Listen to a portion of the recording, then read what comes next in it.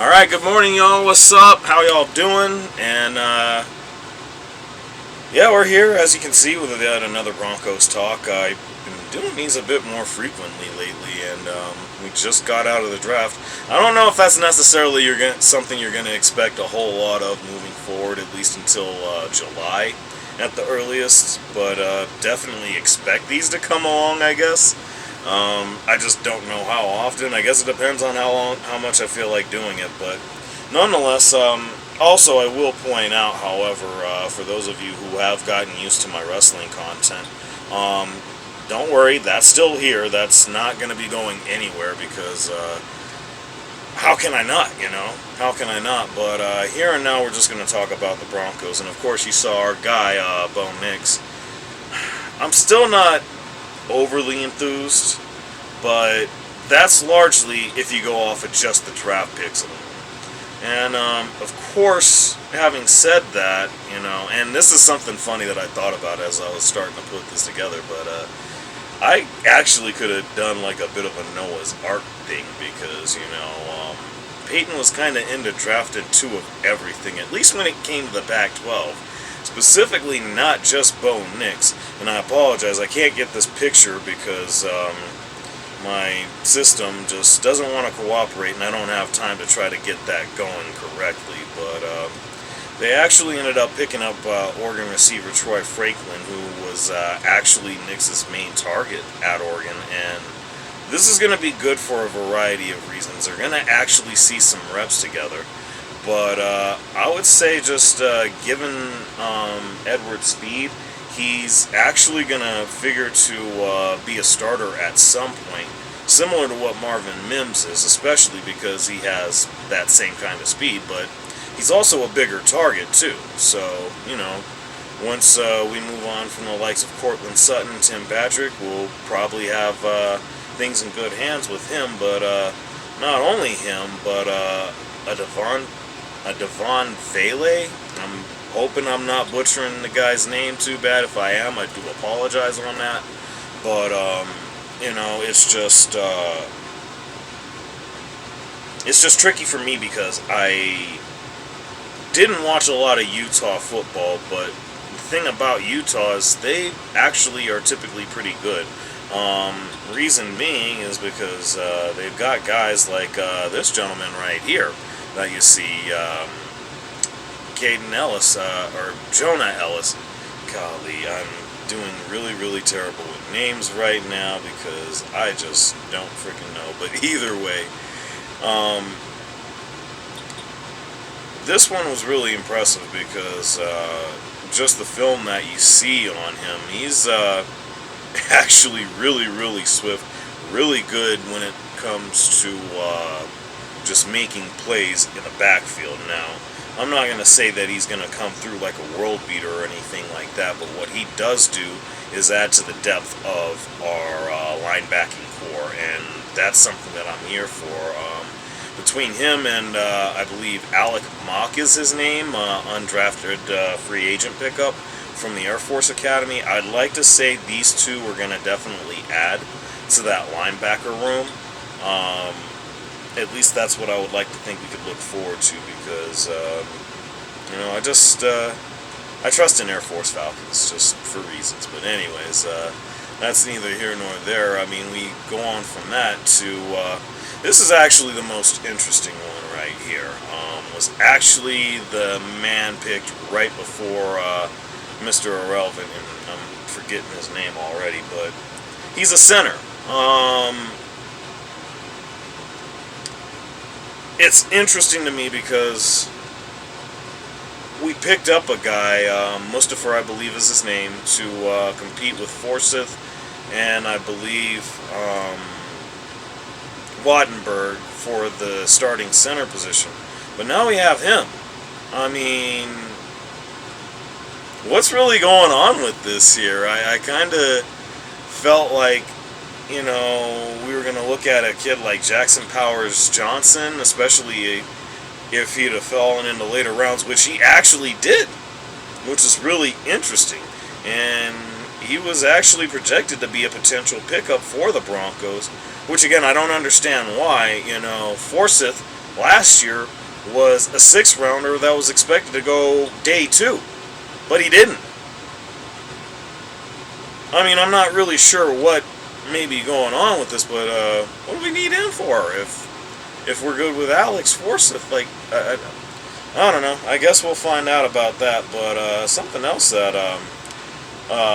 we found out about is another one of our draft picks, and this is one that I really like. And I gotta say, I find this one really, really interesting. Cornerback, and again, I'm doing really, really bad with names right now. I don't know what it is, and I apologize for this. Yeah, it's coming together kind of weirdly for me this morning, but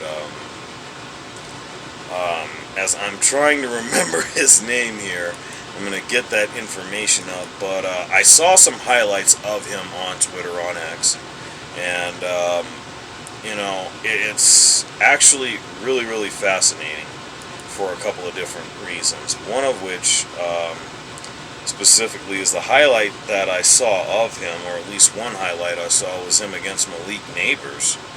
You know, and that, for me, is significant because Malik Neighbors being one of the more sought-after talents in this year's draft.